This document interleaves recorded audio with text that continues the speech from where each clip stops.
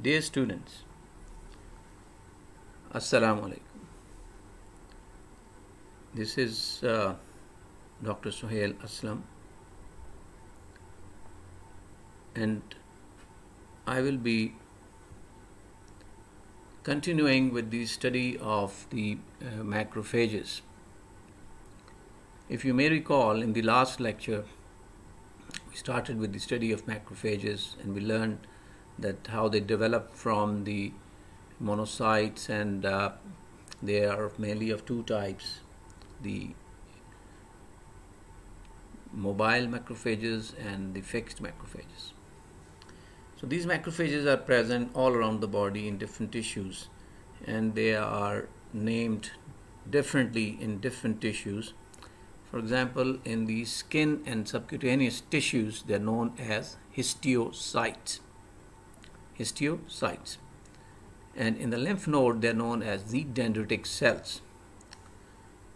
Now you can see in this cross section of a lymph node that there are certain medullary sinuses, and it is here these dendritic cells are present, and they perform their functions whenever they come in contact with any microorganism coming in the lymph flow.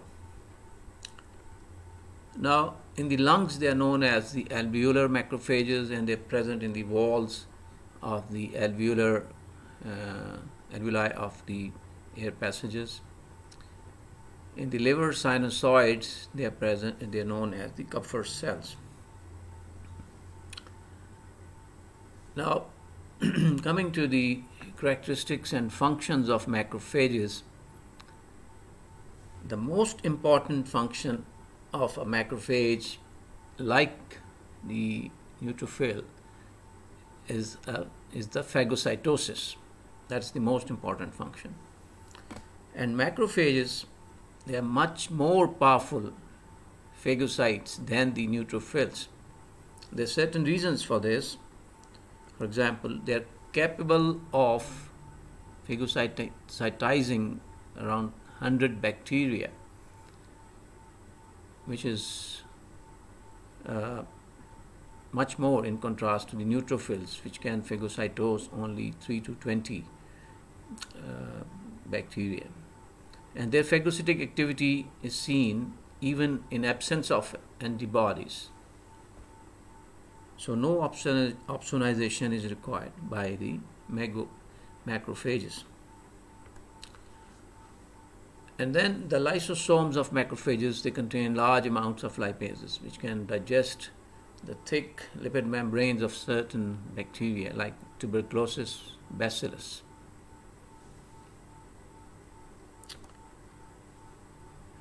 And macrophages, they have the ability to engulf much larger particles like the malarial parasites, the tumor cells, fungi.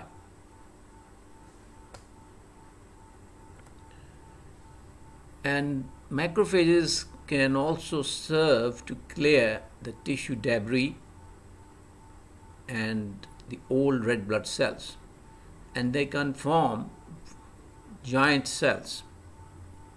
So if a macrophage is unable to digest an organism, so many macrophages will arrange themselves around that microorganism and their cell membranes will fuse, and this will give an appearance of a large giant cell with multiple nuclei. But basically, they are many macrophages which have fused together. And then after digesting the particles, the macrophages can extrude the residual products, and they can survive and function for many, many months, in contrast to the neutrophils, which die. And they can be stimulated to undergo cell division. Now, in addition to their role in phagocytosis, they have a very important role in immunity also. And the role in immunity is that the antigens entering the body are trapped by macrophages, and they may be kept bound with the macrophage, or they may be presented to the T lymphocyte, and therefore they are one of the antigen presenting cells. So when we'll study the immunity, we'll study all these antigen presenting cells and T lymphocytes, etc. Then they have also have secretory functions. They can secrete, macrophages can secrete the cytokines like interleukin 1 and the tumor necrosis factor alpha. They can secrete prostaglandins. They can secrete the components of the complement system, and they can also secrete the platelet activating factors. Now these functions, secretory functions, are very much useful in inflammation.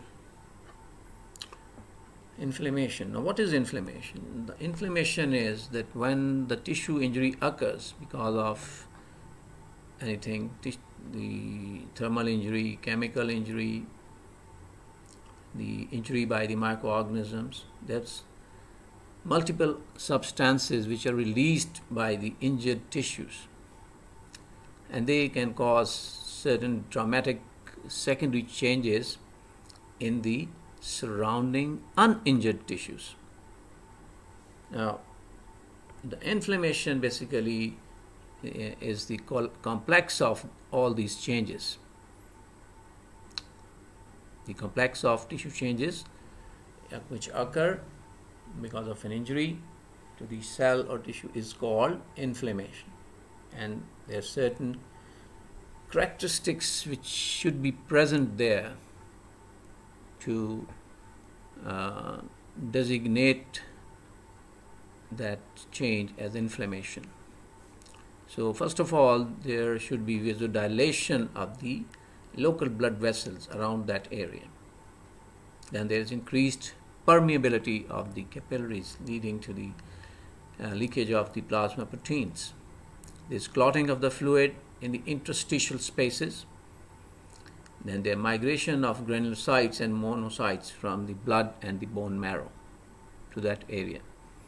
And there's swelling of the tissue cells because of the edema caused by the mediators of inflammation. So what are these mediators of inflammation?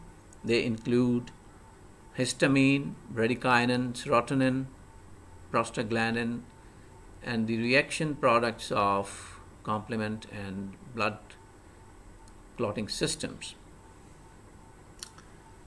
So another important effect which is related to, or which is seen in the inflammation, is the walling off effect.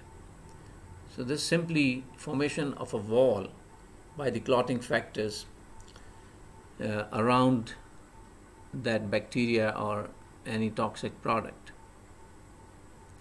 So the tissue spaces and the lymphatics in that inflamed area, they are blocked by the fibrinogen clots. Now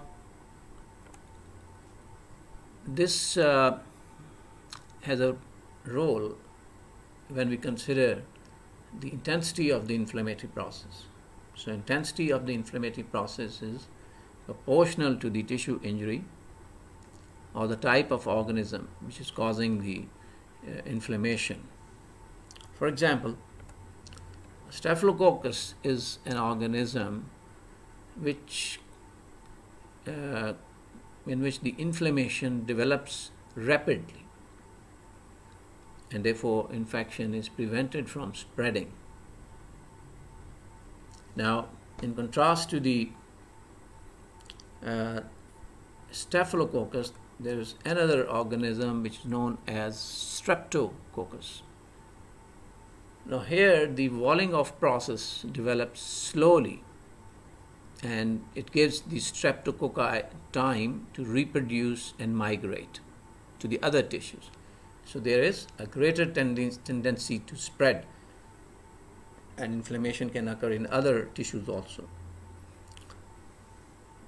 So if the walling off process is rapid, it will contain the inflammation. If walling off process is slow, the organism will have time to infect or cause injury in the other tissues also. Now, macrophages and neutrophils have certain responses, certain duties which they perform during inflammation. And based on these responses, we can divide the lines of defenses of our body into these 4 lines. First line of defense is by tissue macrophages. Second line of defense is by neutrophil invasion.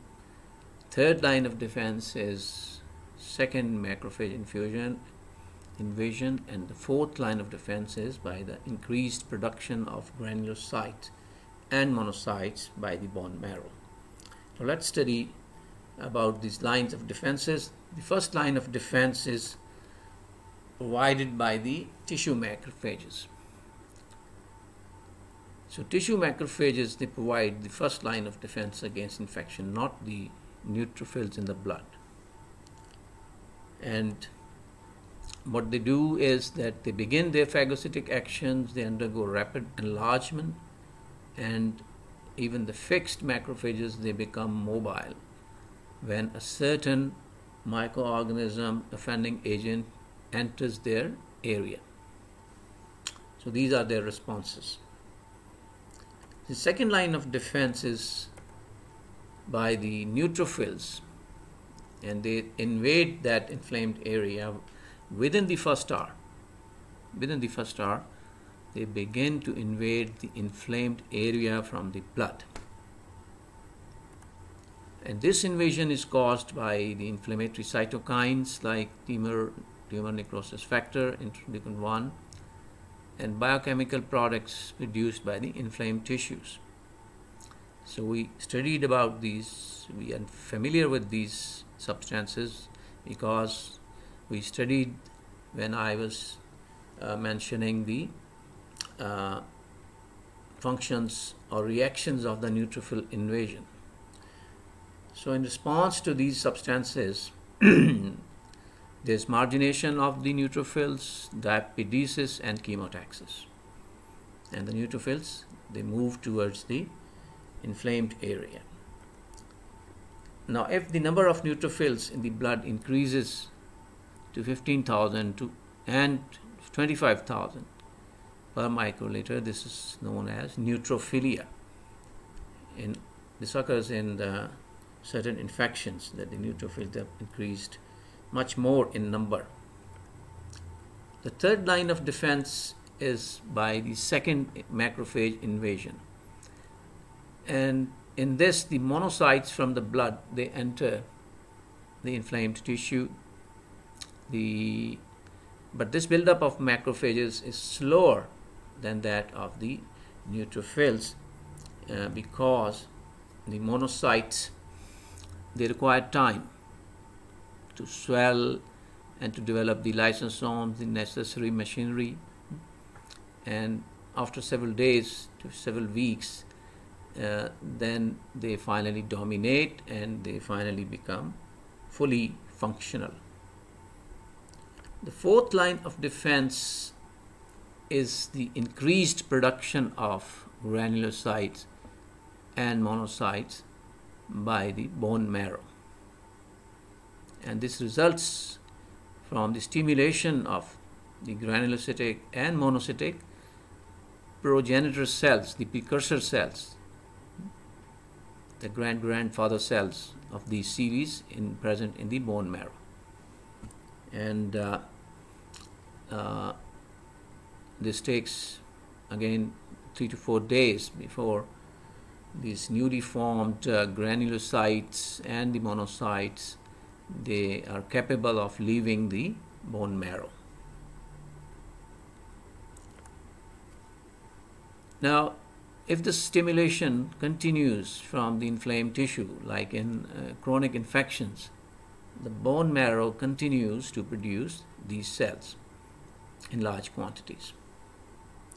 So there is a certain feedback control of the macrophage and neutrophil responses which is responsible for this production of the cells, and there are mainly 5 factors which play dominant role,